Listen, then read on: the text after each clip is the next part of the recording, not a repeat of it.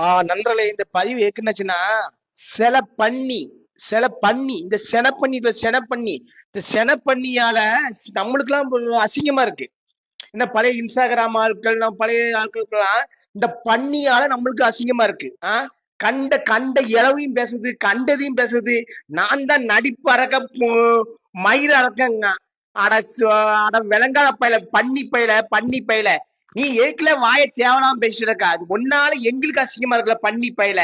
பண்ணிக்கு பிறந்த பண்ணி பயில. மூஞ்சி மோரையும் பாரு, மூஞ்சி மோரையும்.